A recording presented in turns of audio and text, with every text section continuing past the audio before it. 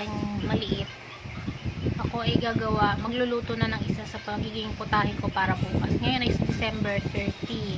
So bukas busy na naman ako. Kaya uunahin ko na yung corn jelly, Maja corn jelly, para bukas okay na siya. Malamig na siya. Lulutuin ko na siya ngayon hanggang tulog ang aking bunso para walang istorbo. Okay? Bye!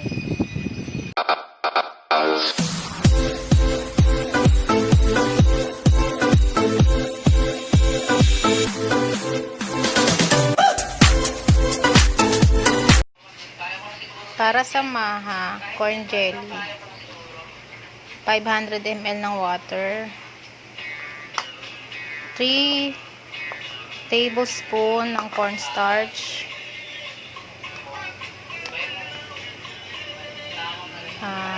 Mr. Gulaman, and condensed cream corn, sugar, and milk, powder milk, and for additional water 500 ml. Bear brand po ito. So paghahalu-haluin lang po natin lahat. Ayan, una natin nalagay ang cornstarch. So i-mix lang natin siya ng maigi.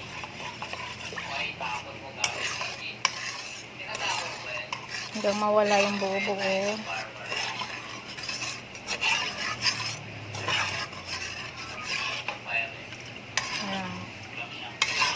At ang next is Mr. Gulaman. Ayan.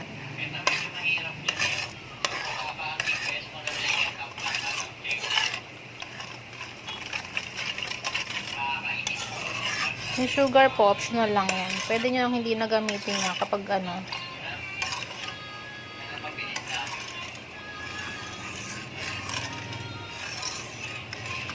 Next po ay yung milk. 5 scoop. Para madami. 1, 2, 3, 4,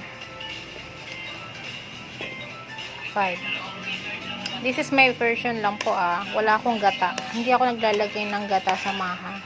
Kasi medyo sensitive ang tiyan ng asawa ko pagdating sa gata. So yan. Tutunawin lang natin yan maigi. Tunawin lahat.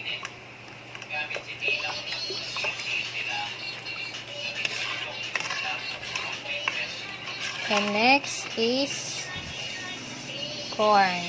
Ay.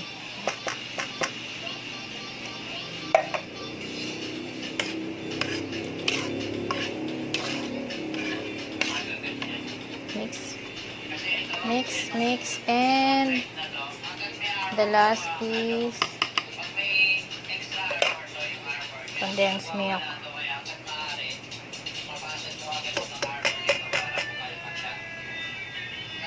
Oops. Ayan. So, dadagdagan natin ulit siya ng panibagong water kasi masyado siyang malapot. Bali, 1 liter na water na kasi kanina 500 ml nilagay ko. Tapos another 500 ml. Ayan. So, titikman ko kung okay na sa akin yung tamis. Kapag medyo matamis na, hindi ko nalalagyan ng asukal. Pero kapag medyo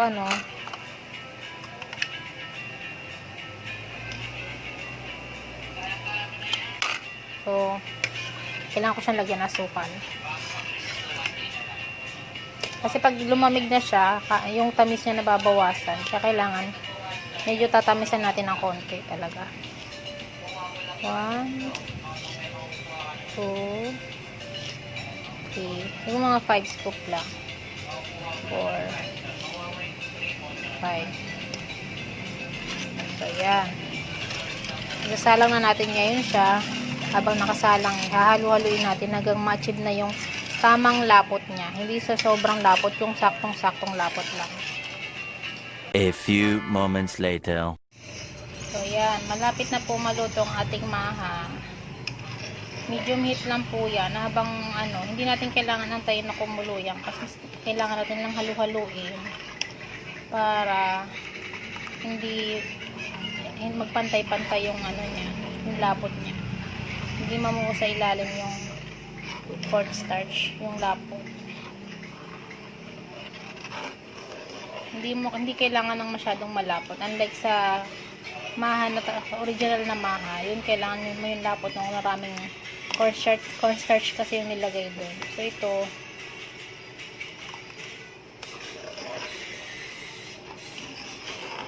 ayan, konti na lang.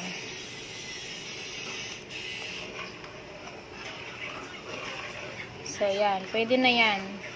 Salin ko na siya sa tub. Ayan na, okay na yung lapot niya. Saling ko na siya sa tub. Tapos palamigin bago ilagay sa ref. 2,000 years later. So, ito na po ang aking maha. Corn jelly maha.